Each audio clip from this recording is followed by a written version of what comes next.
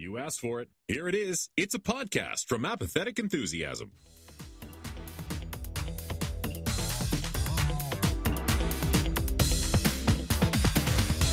Coming to you live from the scariest place I can think of, which is a world where everyone loves math and they gauge your worth on how well you understand Pythagorean theorem. 100% it's hell for me. But you know what? Maybe it's not for Interdimensional IRSS, the unofficial Rick and Morty podcast. Hey everybody, how's it going? Welcome to a brand new episode of Interdimensional IRSS. My name is Travis. Hello everyone, and welcome to Interdimensional IRSS, the unofficial Rick and Morty podcast. My name is Brandon. My name is Brandon. Hey everybody, how you doing? Hey everybody, I somehow I turned into like mid-90s Adam Sandler. Actually, take that back. Every era of Adam Sandler, I think, is actually more apropos. Welcome to the show, everybody. We have a show for you today, certainly. But before we do something where we talk about social media. We get that out of the way. So let's go ahead and start by saying you can find us on X. Yeah, for the last season of this podcast, you can find us on X at Rick and Morty Pod. AKA formerly known as Twitter. At Rick and Morty Pod. I'm going back and forth on this, Travis, but I'm almost ready to pull the trigger on saying F it. I'm opening threads a lot more, which you can follow us, Rick and Morty Podcast, or Rick and Morty Pod over on Instagram, as well as on Threads. If you're still on Facebook, or maybe your grandparents are, you can go to facebook.com/Rick and Morty Podcast. Send us an email at rickandmortypodcast@gmail.com. Blue Sky, Rick and Morty pod.bluesky.social. Blue sky, blue sky. So we do have some extra followers this week over at Blue Sky Social. Oprah ate my child, the Bachelor PhD, and Swanee says, thanks for following me. Ho! That rhymes. That was beautiful, Brandon. Head over to the subreddits, rickandmorty.reddit.com, the best subreddit possibly on the internet. Or you could go to our subreddit, which is a far, far second, rickandmortypodcast.reddit.com. Also go to our website, rickandmortypod.com. I don't know why people would go to the website, but if you find yourself with a web browser open, why not check it out?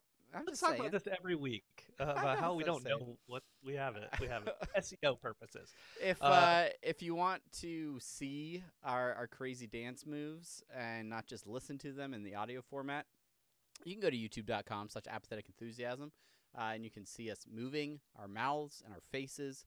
It does happen. Thanks to everybody who participates over on the YouTubes. Finally, a big shout out to our patrons over at patreon.com/apathetic enthusiasm, where you can catch bonus content, including post shows where we talk about all sorts of things, including AI and the dangers of it, which we talked about last week at length.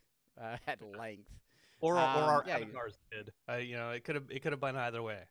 Yeah, it could have just been an AI generated post show. No telling. Thanks everyone that follows us on the internet, and thanks for being here. Brandon, how are you doing? Yeah. You feel good? This is weird. We're recording on a different night at a different time. Everything's loosey goosey indeed. Let everyone know. Disclosure time. We are recording this on Sunday night before it airs to the rest of you, America and the world. Egads, how is that possible, Brandon? Oh my gosh! What the great thing about this season so far is we get screeners for every.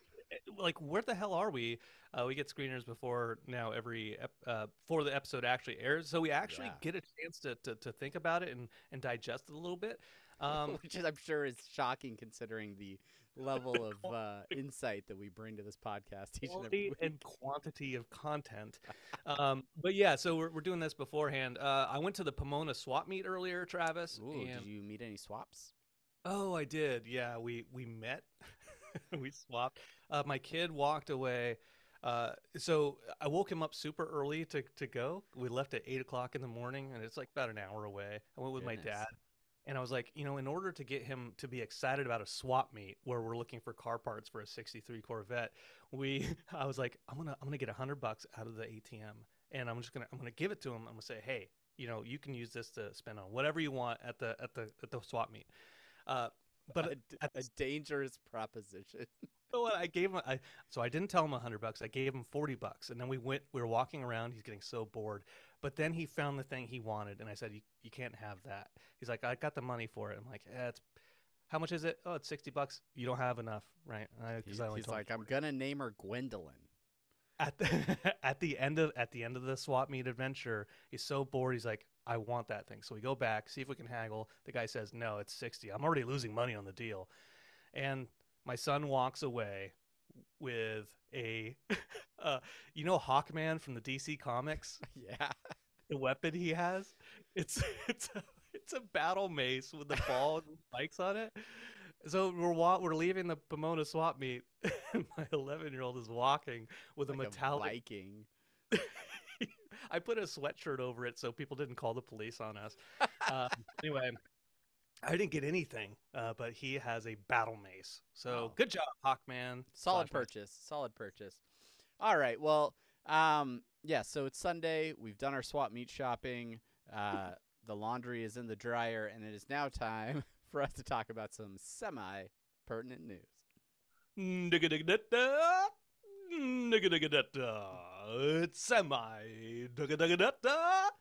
news. Semi-news. Here we go. If you follow us over on Instagram or our social medias, you may have noticed that we were celebrating a special anniversary this last week. None other than 10 years of Rick and Morty. 90 more years to go. Holy cow, Brandon. You brought this to my attention earlier in the week, and we're Johnny on the spot, ready to celebrate. Yeah. The pilot episode aired December 2nd, 2013. I was almost at 2023. And I was like, 1993? No, nope. Time travel stuff has been shelved. Not 2003 either. Yeah, so 2013, December 2nd. That's when the show premiered, and hell, a decade. That's 10 years, man. That's a 10 years, a lot. And only 7 seasons, but we're almost there. We're gonna get there. It's wild to think about because so many. Adult Swim, obviously, tons of animated shows on Adult Swim, but just in terms of like adult animated comedies that really like have longevity, it's a pretty exclusive club, especially a show that, in my opinion anyway, seems to continue to build upon itself and improve and get better. It ebbs and flows, sure, but I think what season 7 has presented so far is potentially some of the best Rick and Morty that's come out in a long time, and I'm really optimistic about where the show is going to go in its second decade. That's right. Longevity is the key word there because with everything coming off Max, because Max is great. They talking about like Frisky Dingo, Metalocalypse, Smiling Friends, and Teenage Euthanasia. A lot of shows that have been on Adult Swim for a long time, maybe a handful of seasons, and Space Ghost Coast to Coast, and now you have Rick and Morty. It's been a staple of Adult Swim now for a long time. Yeah. But this is part of that channel's identity at this point in time. So really cool. Congratulations to everybody who's ever worked on the show. Brian Newton, Ryan Elder, a handful of folks. Handful, like more than a handful, like several dozen. But specifically those two. Ryan Ridley. Okay, let me pull up the cast list. Jacob Hare. Lucas Gray, Kyung-Hee Lim, lots of people. Rob Schraub, maybe Dan Harmon. Maybe. Anyways, congratulations. I don't have confirmation that he listens to the show. So everybody else. Ryan Cohen. Yeah, Boothby. Like the people that matter. But yeah. Congratulations to everybody. Thank you for making such an amazing show. And it's definitely allowed us to have something to talk about for a long time and a long time to come. So, yeah, just congratulations to everybody. And to all the fans that have supported the show for, since the beginning. Thanks for sticking with it. like I didn't even start watching until between seasons 2 and 3. So yeah. Yeah, that's right.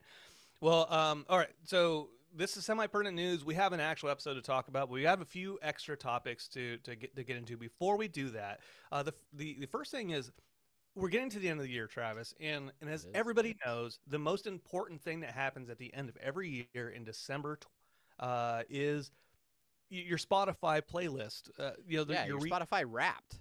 That's right. Yeah. The year is coming to a close, and the only indicator is when you get that notification that your music app has been tracking you and all of your listening habits, and it gives you a condensed version in the form of Instagram stories. That's right.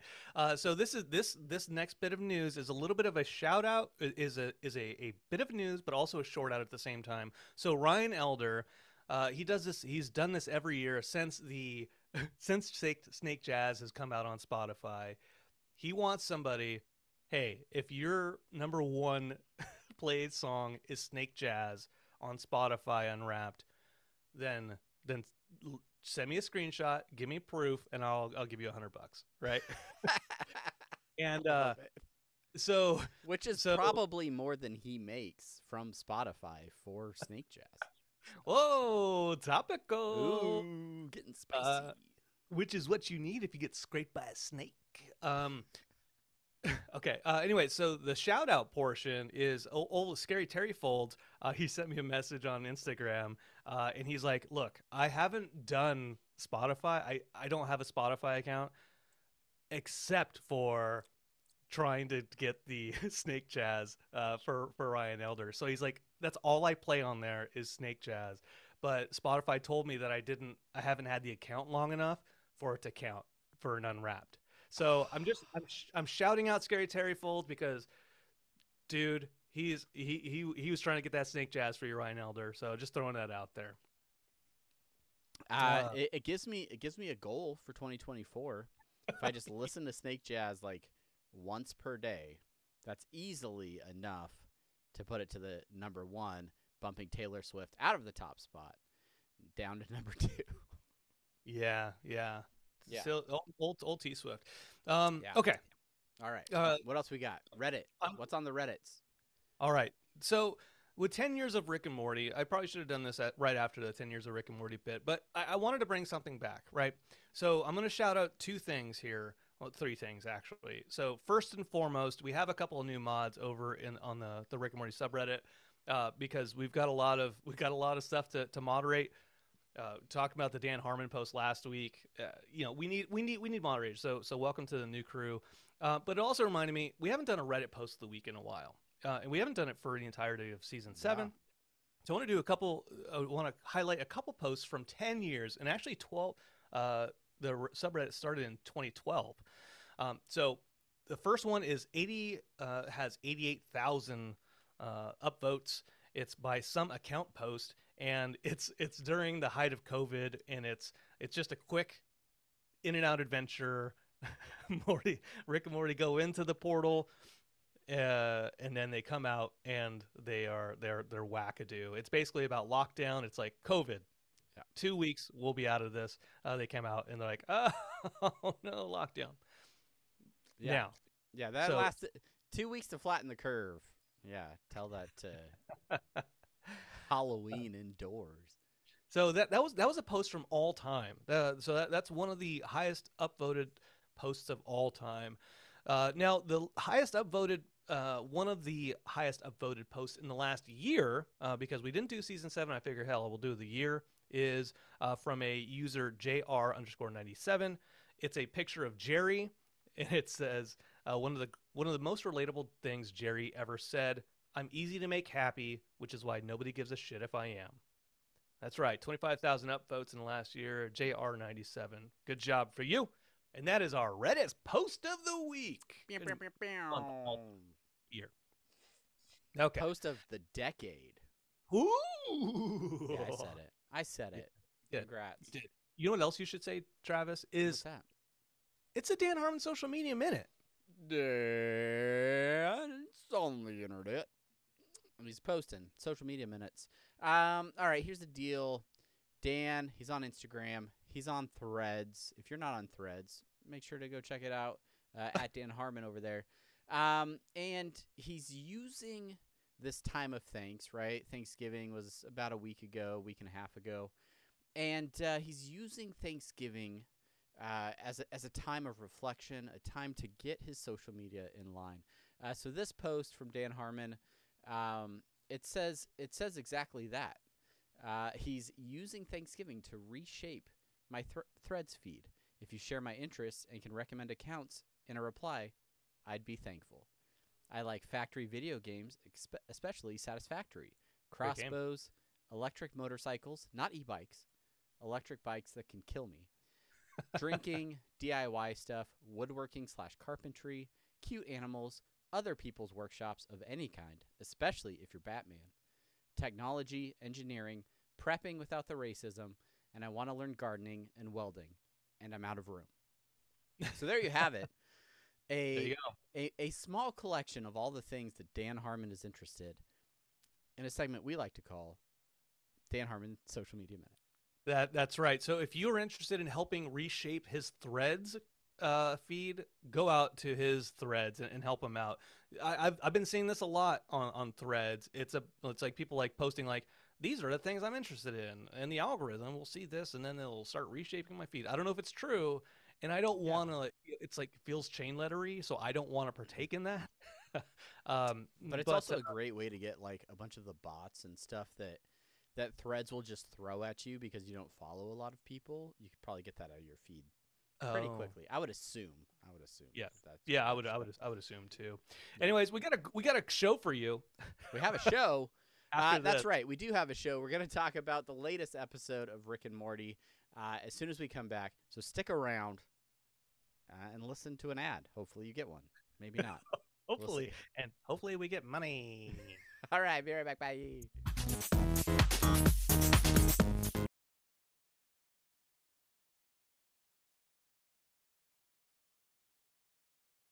All right, thank you for listening to that ad and or ads or lack thereof of ads. We are back, and we are ready for everybody's favorite segment. It's a segment we like to call The Main Thing. It's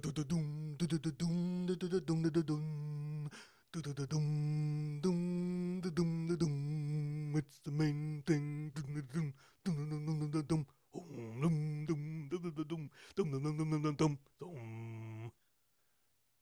The main thing. Bass. So much bass. All right, everybody. I don't go bassy normally, I know. Travis. It's not typically not your thing. You Honestly, to mix it up. Here I saw the Millennium Falcon and the X-wing that are hanging from my ceiling right now, and I'm like, you know what? Let me do like the Imperial March. But then I was like, no, I don't want to copy it straight up. So let me just go down instead of going I went down. I went lower. Smart. This week's episode, episode 8 from season 7, which is unbelievable that we only have 2 episodes left. The season is flying by. Rise of the Numbericons.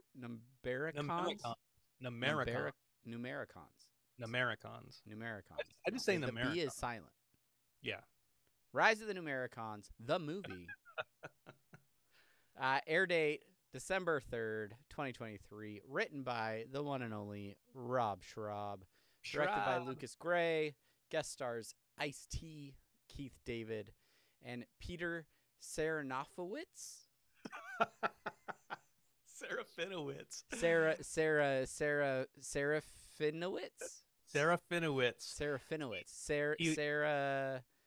Sarah Jessica Parker.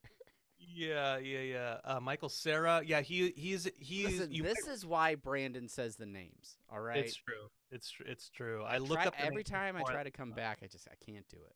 Rob Schraub is as close as I can get.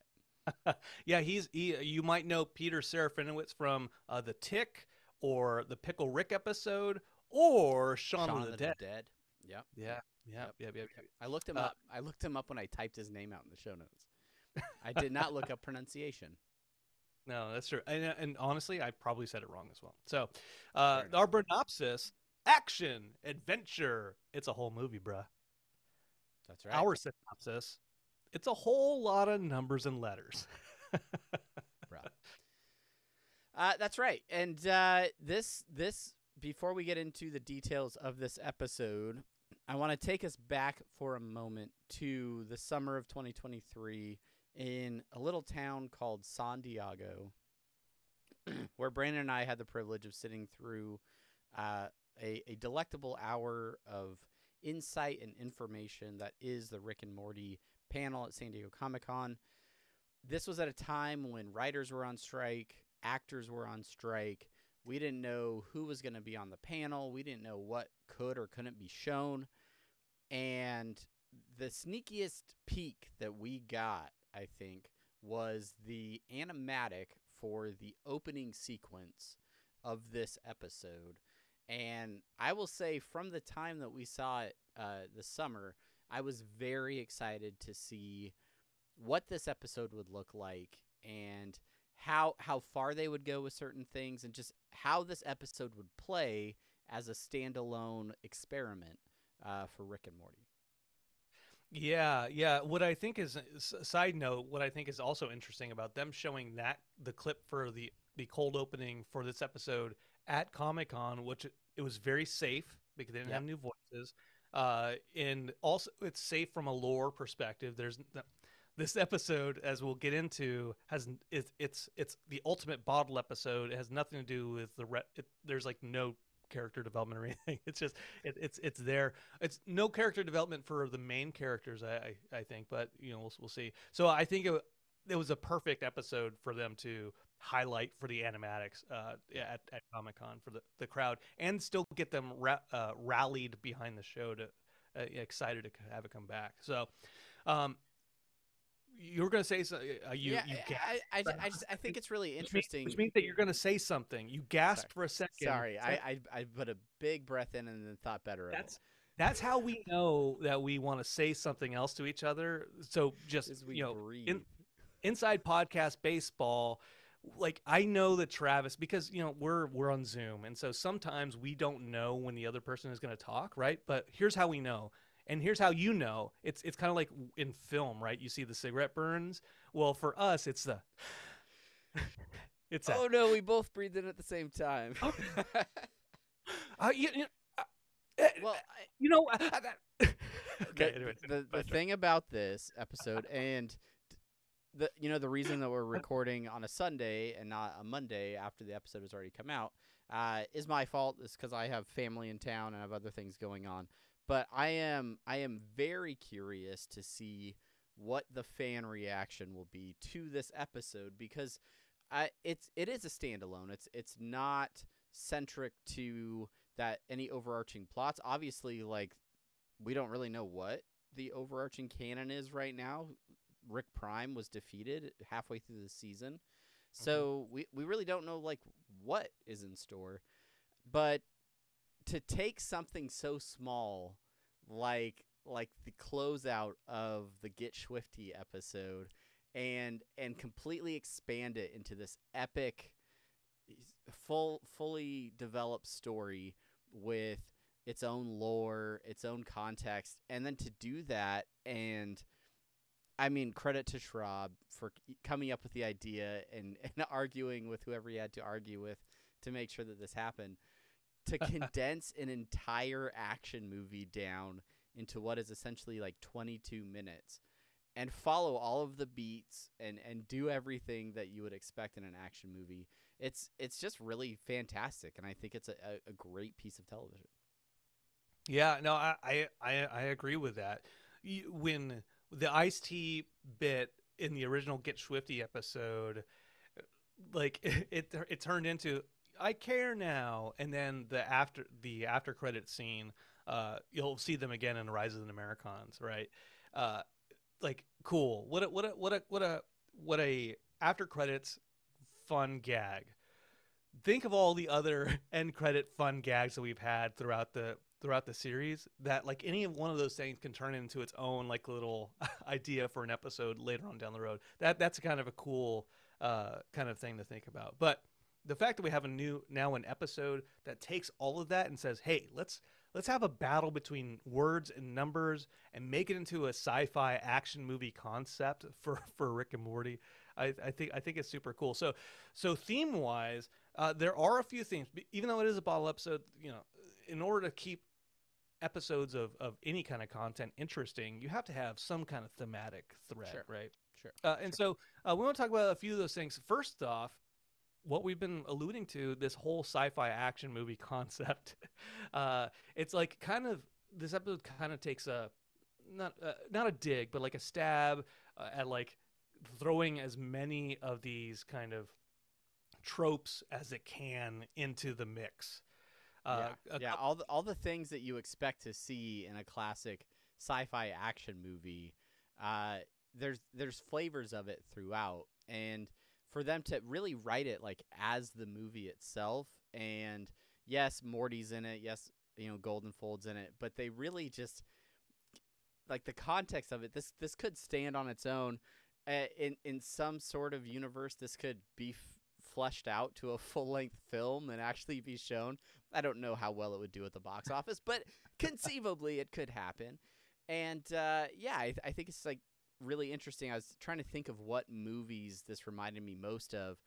For some reason, Starship Troopers jumps out at me like immediately as a concept. But anywhere where you have like warring factions out in space. I mean, you could do like the easy like Star Wars, but even like a Dune or something, like some of that's in there.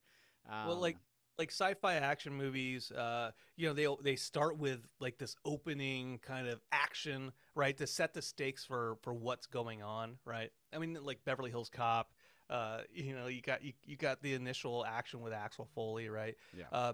I watched Godzilla -1 this last weekend, which by the way, very, very, very, very good. I've heard I took good the things. 11-year-old. It's great. But that starts off with an action, right? So everything is there to set the stakes, the emotional stakes for the rest of the film. And this one's no different. And then thrown action in between there, betrayal, any like a Bond movie, you got some betrayal in there, and of course action. Which, let me just say this about the animation for this episode: all of that action shit is like, continues to impress me, how difficult it must be. This had to be a tough one, right? And especially like, we've heard from a lot of the creative folks on the show, and the things that go into it. Like, it's not like we have a cast of normal characters outside of maybe Ice-T, Water-T, and Morty and Goldenfold. Most of the characters in this episode were brand new, so the character design team is, I'm sure, working like crazy, and then you have to create entire new environments, whole new planets. So you've got different backgrounds and things that they're developing, and then from a story perspective, like we've been saying, all the things are there, right? These warring factions. You have the numbers versus the letters. You have like a quest. There's this object that they have to figure out what it means and figure out how. There's backstabbing and the betrayal, like you mentioned, with a secret villain. Like all of those things, like which is what could make up a whole movie. They cram into now. They laugh about how quick it moves at times, and sort of point out how they're making really good time with some of this stuff, because they don't like hang in certain tropes for too long. But I think that just adds to the enjoyment for me, that they're laughing along with us at how fast some of this stuff is moving. Yeah, for sure. Kind of moving on just from the action movie concept, or the thematics, right? And I think we use that term kind of loosely for some of this. I'll get into the one where it actually applies in a second. But the letter and numbers, we talk about the art from the math, well, from the action perspective, right? How difficult that must be. But from like a world building perspective, like they have an entire society of alphabetrium that they have to build up, the architecture, how the architecture works, how the school system works, right? The lowercase letters. Well, like those are like the children. I'm not sure if you understand that. Yeah. Do you only tell them those stories at bedtime? Hey, don't punish me because I'm trying for clarity here. but I loved just the sheer amount, and I think we can have an entire episode dedicated only to pointing out how many letter and number puns there are throughout. There's a point as I was writing down some of my favorite bits where I was like, I have to skip some of these puns and things because there's so many things that just, especially the first time I heard them, it just cracked me up. It's a dad joke heaven. Yeah, for sure. Especially if you're a math or an English teacher, or combined. But like just the way they like the building the Numbericons as ships to be the hashtag, right? Yeah. The number symbol. Or like saying the Helvetica hyperdrive. Which that's stupid documentary. I hate that documentary, but it's a great font, great typeface for sure. all that stuff is so wonderful to me. Yeah, no, I think it's great. It adds another layer to the absurdity and just my enjoyment of the episode for them to, because they could have just played it with normal dialogue, but the number of rewrites I'm sure they had to go through to like punch that up and yeah. And I wonder how many didn't make it in, right? I'm sure there's plenty that they came up with that they're like, no, it's too much. We can't do that one. You know what? This is a good episode for when, like, if you had hid your kid in a closet for 13 to 14 years, never learned a language, never learned any numbers or math, this would be a good episode to introduce them to. Be like, hey, welcome to the actual world. Now, this is Sesame Street for you, right? It's because basically it's. Obviously, that's an absurd situation. Yeah. Don't keep anybody in your closet. He or she would be like one of those Googahs on that one planet. But it's like we talk about our kids, Yo Gabba Gabba, how Yo Gabba Gabba is like a learning experience for kids, but it's like it's still got like a bunch of adult references with any of the Aquabats and Pajama Party Time, stuff like that. But like there's so much to like glean from this episode from like an adult English and math perspective, which is funny because we talk about them as dad jokes, but there's a lot of references in here that you'd completely miss if you didn't have a decent understanding of language and math and just like I'm curious. I've only known negative numbers for so long. I'm genuinely curious because Rick and Morty is a global show with a following all around the world. How well or how poorly will this episode play with like non-English speakers or people that use other alphabets? So I'm curious. That's true. That's true. If a lot of it just won't play as well, or I've to figure out some creative translations for it. I've wondered that about like the Naked Gun series or from the Files of Police Squad, like where there's so much wordplay that it's like this might be lost in translation when it comes to different languages and stuff like that. All right. Anyways, the last thing the one thing that I actually wanted to talk about thematically wise is here's something really interesting. We don't see Rick at all, with the exception of the intro. Rick is not in this episode at all, right? This I don't know what other episode Rick hasn't been in the episode at all. Maybe that's a good trivia question. I'm not entirely sure. There's got to be one. They're called. Here's your call to action, aka CTA. If there are any other episodes where we haven't seen Rick at all, go ahead and shoot that to any of our social media. I'd love to hear it. But anyway, so Rick's not in there. We have Morty, we have Goldenfold, and we have Water Tea. And the story is really about Water Tea and Goldenfold's relationship. Yeah. And I put in here into the show notes, teaching is hard. We see Mr. Goldenfold talk to try to impart lessons onto Morty periodically throughout the episode to varying degrees. It's so good too. It's the best. the that's one of my favorite bits. His reaction to Morty when he's talking about you learned your lesson. Looks like potential. But he's trying to impart this wisdom. His whole conflict is with water tea, or iced tea at the time. Yeah. Or like about how he's not wanting to learn math. He's not doing his homework. He's not learning. And from a teacher's perspective, we know teachers.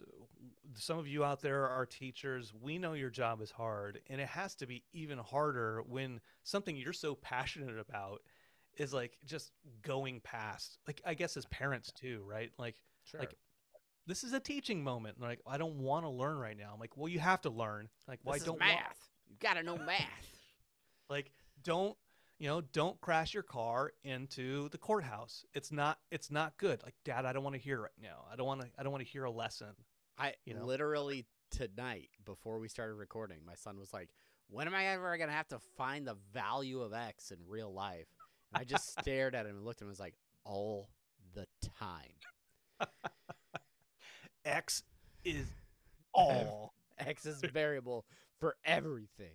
It's the your alpha life. and omega of your variables.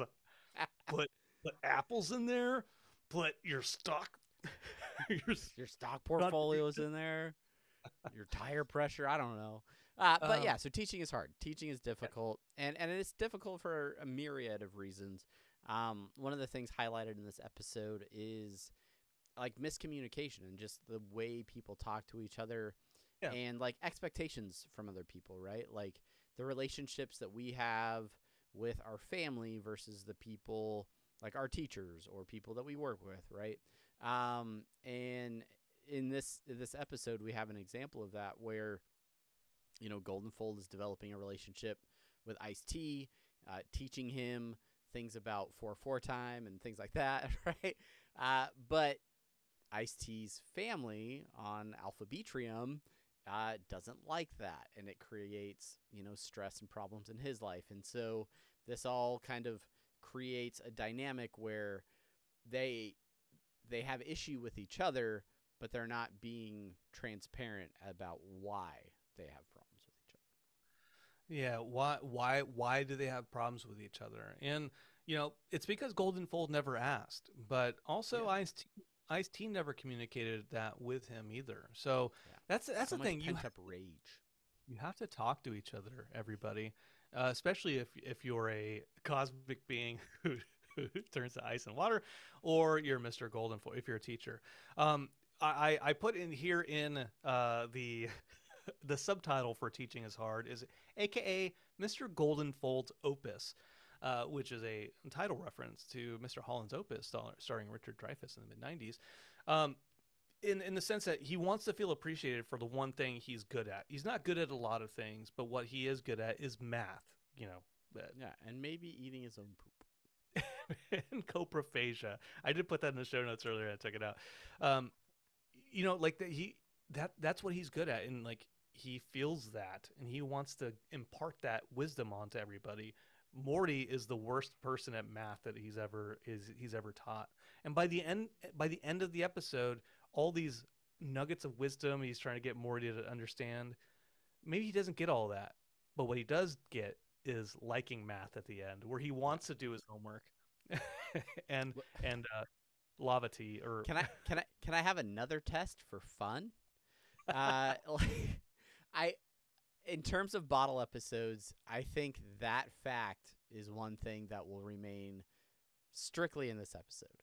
I don't think we're gonna suddenly turn a corner in this show where Morty is suddenly really into math moving forward. I just going out on a limb. I'm taking a risk here, but I don't see it happening. I could be wrong. Love to be wrong. Prove me wrong. Yeah. That was the. I don't want to say that was the last thing, because I do have a note here: looking for acceptance in a cruel, cruel world where we don't belong.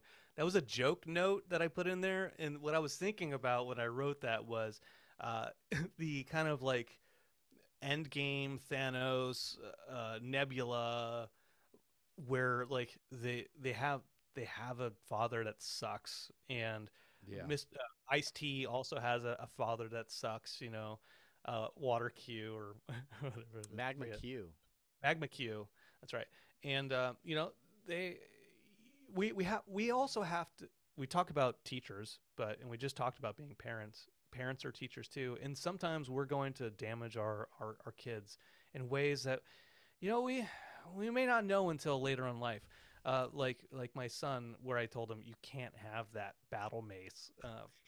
And then all of a sudden, I was like, he's about to cry. I'm like, oh no, let me go ahead and get that for him. Also, And- don't show your kids The Mist if they're if they're 11, because that ending will destroy them, and then they'll give you shit about it for a long time. Life lessons with Brandon. Okay. Anyways, let's get into our favorite bits, Travis. Let's go. Favorite bits. Boom. Yeah, there are a lot here. And the first one, oddly enough, is one I didn't notice in any of the rewatches that I did. So this is a very good catch, Brandon. Yeah, you're very welcome, Travis. As somebody with a TI-86 for years, a calculator, the first calculator that we see attacking Alpha Betrium, it has the numbers 58008, which for eagle-eyed viewers, Yeah, and any middle school boy will tell you if you turn that calculator over, it spells boobs. boobs. Also, if you do 17-31707-1, it spells I love you upside down. So there's your mid-90s I had a pager trivia. Here's your pager code tip of the week. 143, everyone. The second one I really liked was the little bit where Morty is getting dragged into the adventure with Goldenfold, and he's like, what? He's just bitching about detention. He's like, it's called detention, not release chin. Goldenfold. It's such a stupid joke. That I enjoyed. In the initial attack, the global defense system is known as the bracket shields. And it's just these giant brackets that go up around the planet and can somehow stop the numbers from. Why they don't go in between the brackets? It doesn't matter because they're bracket shields. It's a rule. I believe this character was voiced by Ryan Ridley. It definitely sounded like a Ridley voice. But this is Water T's co-pilot and friend, the letter P, who typically starts every interaction with, "Sorry I'm late. I had to go pee." Which he repeats several times, and they deconstruct the joke numerous times up until the end when he's like, "Hold on, let me go pee first, because when we get there, well, I'm not gonna spoil it for you." I love that gag. I miss this one, Travis. This next one. Why don't you talk about that? This is when Goldenfold is teaching, and it's the second instance where Goldenfold is teaching the importance of math, but this is in a flashback when Ice-T is in the class. And he says, "Without math, Russia would control all the Rubik's Cubes." Which I mean, maybe it's true, I guess. it may be true, but there's a good documentary about Rubik's Cubes on there about the speed Rubiksing. I don't remember what it's called. Fascinating. Kill the son of Magma Q. I want his serifs. Yes. Dropping the term serifs just hit me right in the old feels as a graphic design major. Travis, can you here's something that I didn't know for a long time. As someone who's in graphic design, yes. You explain to the audience the interesting concept behind serifs. Can you tell us what serifs are?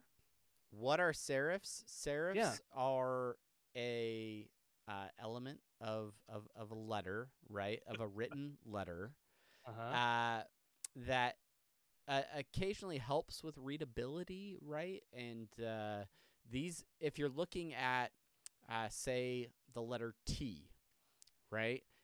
In a Times New Roman, a font we're all familiar with, those little dangly bits on the ends of the T, those are the serifs. So if you look for a sans serif font, that would be a font sans serifs or without serifs, say like your Helvetica, you're just gonna have straight lines there with no dangly bits. So those dangly bits are your serifs. Teaching is hard. It's a theme of this episode. Teaching is hard. I don't know why. I don't know why you explaining serifs is so fucking funny to me. It's so boring. Anyways, yeah, serifs are the dangly bits on fonts. The interesting thing is numbers can have serifs too. So That's right. You know? That's right. Yeah. Oh yeah. Something that makes both the alphabetrium and the Numbericons or whatever, they're the same. Oh dang. All right. Let's move on from serifs. She's got a caps lock. This is just another pun. This is just another great pun that I don't know. So many dad jokes. Okay. Golden Fold's insistence on getting Water T's homework throughout the entire movie. We're gonna call it a movie. Yeah. From now on. It's just like that. That's his thing. That's his fatal flaw is getting Water T's homework turned in. And I don't know if you wrote this in later, but the conclusion of that arc, when he actually gets Ice-T's homework at the end of the episode, he's like, "Fine, here's my homework." And he's like, "Thank you." And he's just marking it all wrong and putting an F on it. But like he's satisfied because he at least turned it in. That's right. It's the important part is that you've put in the effort. It's not so much that you're failing; it's that you're putting forth the effort, right? Because if you put forth effort, that means you're learning. It means you're growing as a person, as a pedagogue. Okay, so I don't know if I've used that word correctly. I love this bit, which is the Back to the Future bit with the "Yo Chuck, it's Marvin." Your cousin. Your cousin. It's your cousin. I got this great new sound that you're looking for. And then he puts the phone to his butt and then he farts. The levels of this gag are what get me. It's the if they had just done, "Hey yo, Chuck, it's Marvin," and like if they had just played it verbatim from Back to the Future, I would have died. But then for them to do the fart gag on it, just like turns it on its head, and then for them to like go out of it with Morty doing commentary on it, and just being like, "You think he'd stop answering the phone?" Like, that's not important, Morty, but you included him in your story. Yeah, to me that's got Schraub all over it. Credit to any writer that had something to do with that. Yeah, it is great. It is amazing. That might be my favorite little bit out of this one. Now, so we talked about this one earlier. Like we kind of referenced it, the lower cases letters bit, looking for clarity. That one's in there. It's a story we tell lowercase letters at bedtime. No, we would have gotten it. We would have gotten it. Yeah, like lower letters obviously are kids. Like, yeah, they're smaller.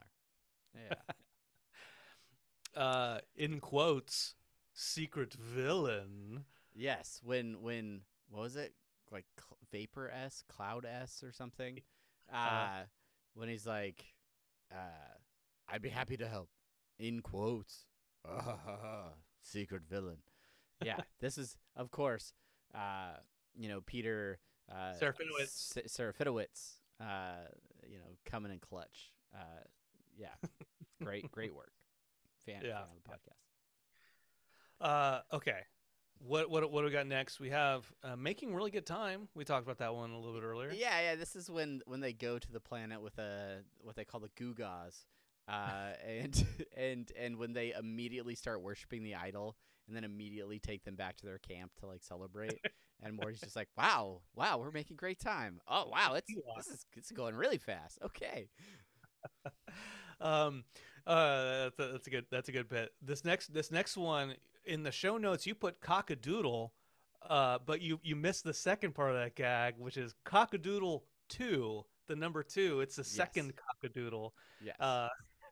And it's It's just the doodles that are dicks. They're just Yeah. dick doodles. I don't know how they got those doodles past standards and Oh, practices, I'm saying, but dude. I'm amazed. I'm amazed. I'm impressed you got 2 dicks. It's and I say that knowing that there are so many dicks in the backgrounds as like part of infrastructure and shapes. I saw a post on Reddit the other day in the scene of where Rick is younger and he's kind of like that cyberpunk and he's like eating the noodles, and then the other episode where like the other alien chick is doing the same thing in the background. Slow Mobius. Yeah. There's an alien in the background who's like his head is turned away from us, and it's a dickhead. It's clearly in the shape of a dickhead. So, anyways, shout out to the background artist for showing dicks. Okay, so look, we know we've talked about President, we've talked about Keith David so many times, but you know what? We haven't talked about him before his presidency. That's right. As a lowly governor, just on his meteoric rise in politics, when he's just trying to support math and get hip hop artists to shout out math in their acceptance speeches. Have some more baby potatoes. What I love is that when he gets mad at Goldenfold, then he grabs the baby potatoes and puts them back on the tray. The bit with the baby potatoes is probably the best part of that whole flashback sequence. It's so good. Okay. I mean, I love baby potatoes. Let me tell you, that would have been the worst part of that dinner for me. So it really hurts. That's what sticks with you. Absolutely. What do we got next? Water T's really pleasant sounding insults. I'm trying to remember who he was yelling at when he was saying these. To Goldenfold. He was saying Goldenfold. Yeah. He says, "I'll F you till you love me. I'll put your kids through college. I'll take you to Boca Raton." Like, okay. I mean, that sounds like a pretty good deal, actually. Let's go. The first couple times I heard it, I thought he was saying that he did that for him already. Like, that he effed him until he loved him.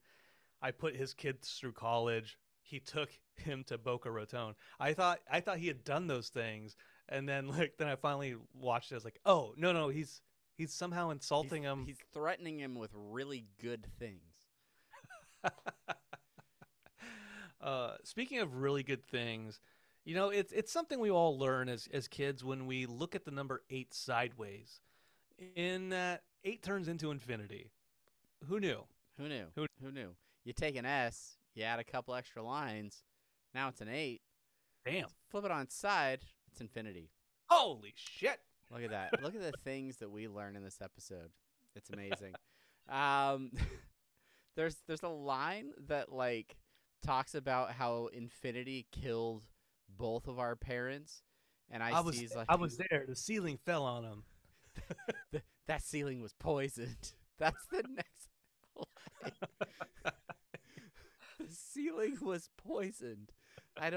It's absurdity at its best. It doesn't make sense.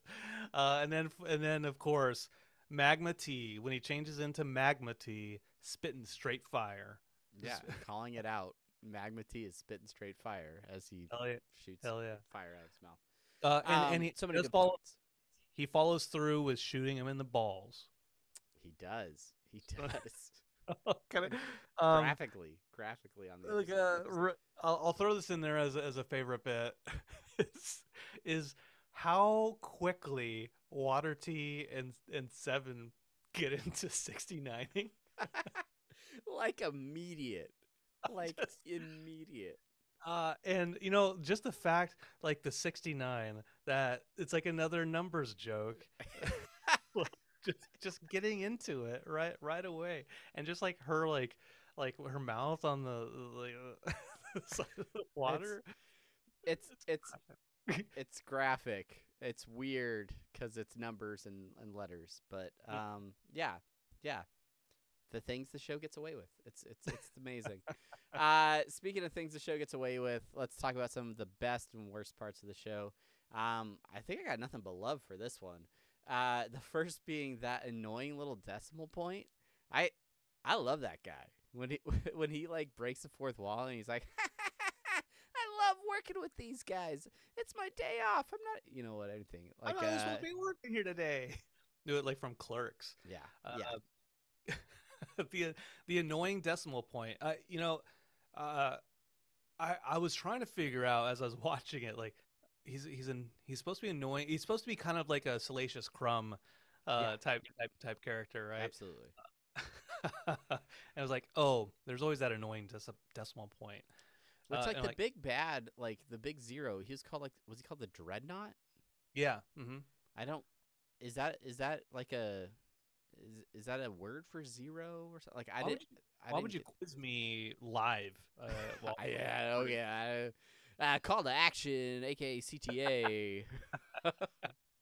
Somebody smarter than us. Let us know what that means. All right.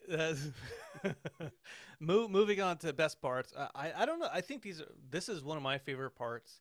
It's Golden Fold teaching Ice-T 4/4 time and how bad Ice-T is at rapping until he knows 4/4 time. One, how did Ice-T get into a recording booth with Marvin D without being a good rapper in the first place? But then like just the 4/4 time of it as a half-assed musician. I love the fact that there's a music joke within this episode. And going back to Get Swifty, like Get Swifty being a huge music episode, this being now like an extension of that music episode, and then going into the last best part that we have in here, best worst part, the rap at the end with Ice-T and Golden Fold, which is like a recap, like an unofficial spiritual sequel to Get Swifty. Yeah, you got Morty, on the turntables. You got the whole rest of the crew out there with mics, with a great kind of hip hop song to kind of bring the resolution of everything together. It's fantastic. It just really ties this whole episode together. The epic movie, worthy of a sequel, that they were able to sneak into the season. I think it's great. And in this, so our screeners didn't come with. Maybe they do come with subtitles. Maybe I didn't click the button for them. But I would love to go back and re-listen and recapture all of the lyrics of that rap, because it is a good rap, and it has so many references in there that are really, really cool. So anyway, that culminates in our favorite parts of this episode. For you out there, I'm sure you have your favorite worst bits. Shoot them over to any of our social medias that we've talked about before. Send them to our email, and we'd love to kind of mention you in the show for future episodes. So there we go. Travis, you want to finish this off with anything? You want to say anything else? No. I think we've talked a few times recently about things like interdimensional cable, Morty's Mind Blowers, those types of like one-off episodes, or those episodes that seem not necessarily to fit in the normal structure of the show. And I think in a lot of ways, even though this exists technically within the canon of the show, and Morty's there, this episode did feel very standalone and like taking an absurd idea and just running with it. And so I really appreciate that the creative team behind the show is willing to take those risks and willing to go out on a limb and say, yes, this is a hilarious idea. Yes, Rick won't even be in this episode, but let's run with it. And it just turned out to be a great episode. I really, really liked it. Agreed. And what else I liked is, from as far as Morty goes, I liked how it probably should have put this in our favorite bits. I loved how every time Morty was talking about things, he was like the voice of reason in all the situations. He was the one who's like, well, it's a line, and it symbolizes it's not a one or an I. It symbolizes that it's a line, that like it doesn't matter if you're numbers or letters, like you're all together. Like, well, who are you again? Yeah. Swiftie? Like, The whole time he's trying to remind him that they know each other. Yeah, that's a good little bit as well. yeah. Anyway, let us know what you thought of the episode. And we might highlight you in a little bit that we call listener suggestions and short outs. This week, the main short out I want to throw out to is Joel from Earth C137 over on Threads actually, and that conversation is about he hadn't seen Total Recall. Sorry, I say he, they. Sorry, don't know your pronoun. Joel mentions that he hasn't seen. I just said he again. They hadn't seen Total Recall. Okay. And that makes them not cool. Well, I'll tell you what, it does. It does make you cool because now you are unique to the world because everyone else in the world has seen Total Recall, but you haven't. Literally everyone, Joel. Get it together. Everyone. But all I said was it doesn't matter if you haven't seen Total Recall because you're cool already. And so you should probably rent it or find it on a streaming service because it's We shared some gifs. It was a whole thing. Anyways, shout out to you, Joel. Woo! From Earth C137. Yeah. All right. I kind of don't really have any other short outs for this one other than just a big thanks to everybody that continues to support the show, writes us little notes and things like that. Whether that's in DMs or other like emails and things. Yeah. It's really encouraging to us. It really helps us. Just keep going. 10 years of this show, and we're sure that there are many more to come. So we're excited for your support. If you're new here and maybe this is the first season that you've been listening to the show, and you're not subscribed, maybe you're not subscribed out on YouTube or whatever podcatcher you listen to, hit that subscribe button.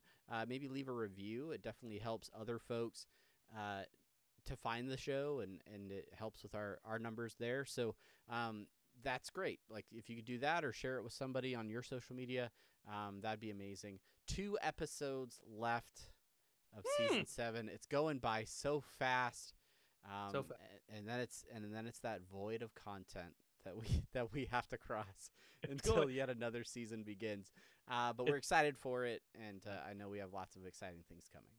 It's going so fast because of the screeners.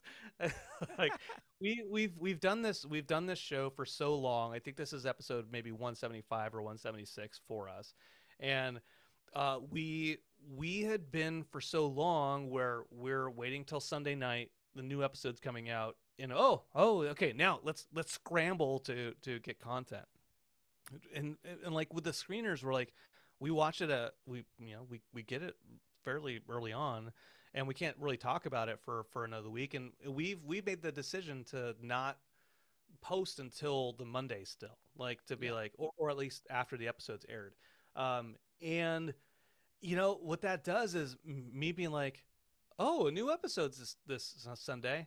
Oh no, I've seen it already. Shit. Yeah. Oh, damn it. Now I have to wait till next week to do it. So it's like it's making it go by faster, but I think also it's just going fast in general. Yeah. No breaks. They're just plowing right through. Yeah, man. Man. The last thing I want to say is we do have some exciting stuff coming up for you in the next couple weeks. We have 2 more episodes left, and we may or may not. I don't want to confirm it because things might, shit might happen. Don't want to confirm it, but we may have some really good interviews coming up. Really good interviews. Or at least some interviews. We can't speak to their quality until after they happen. The people are really good, with the exception of Brandon. But the rest of everybody is pretty pitching. So really excited about that. Can't wait. Stay tuned. It's going to be great. Stay tuned. And don't have surgery on those days is all I'm saying. All right, everybody. Thank you so much for listening. We'd love to hear what you guys think about this episode because, as we've mentioned, we are recording in the past. And so let us know everything that you love about this episode. Comment on the YouTube. Send us a message, and we can include those next week when we record. That's it. Thank you so much for listening. Thank you for watching. Till next time, I'm Travis. I'm Brandon. Bye.